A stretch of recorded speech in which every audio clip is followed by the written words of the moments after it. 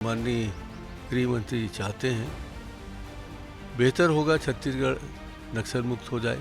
अगर पूरी तरीके से नक्सलवाद ख़त्म हो जाता है बस्तर से, तो बस्तर वादियों को सौंप दें, किसी बड़े व्यापारियों को न दें। यहाँ के खनिजों को बड़े बड़े उद्योगपतियों को सौंपेंगे। हम आपसे नाराज़गी व्यक्त करेंगे, आपका विरोध करेंगे। ये लोकतंत्र में इस तरह की बातें नहीं होनी चाहिए। गरियाबंद में छत्तीसगढ़ पुलिस को और सुरक्षा बलों को एक बड़ी सफलता मिली है। मुठभेड़ हुई और उस मुठभेड़ में 14 से ज़्यादा नक्सली मारे गए हैं। इस संबंध में हम बात करने के लिए हमारे साथ नेता प्रतिपक्ष डॉक्टर चरणदास महंत मौजूद हैं।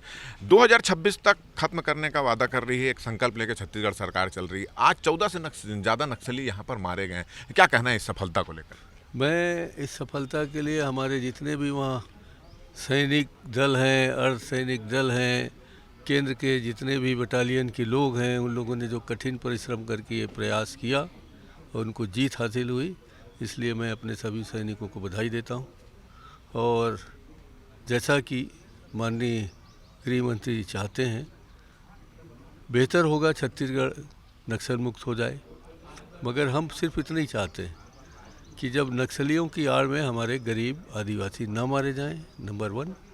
नंबर 2, अगर पूरी तरीके से नक्सलवाद ख़त्म हो जाता है बस्तर से, तो बस्तर वादियों को सौंप दें, किसी बड़े व्यापारियों को न दें, ताकि वहाँ का सही जो खनिज हैं उसका दोहन करके फिर से नक्सली वातावरण बनाए। हमारी सिर्फ चिंता है, बस्तर के आदिवासी हमारे भाई हैं, बहुत दिन से पीड़ित हैं, नक्सल समस्या से जूझ रहे हैं, उनका परिवार बर्बाद हो गया है। तो वो उनके सुख संपदा के लिए आप जितना कुछ करिए, हम आपकी तारीफ़ करेंगे। और जिस दिन आप यहाँ के खनिजों को बड़े बड़े उद्योगपतियों को सौंपेंगे, हम आपसे नाराज़गी व्यक्त करेंगे, आपका विरोध करेंगे, पूरी तरीके से विरोध करेंगे। एक पॉलिटिकल सवाल भी हो जाए कि नगरीय निकाय पंचायत चुनाव की घोषणा हो चुकी है।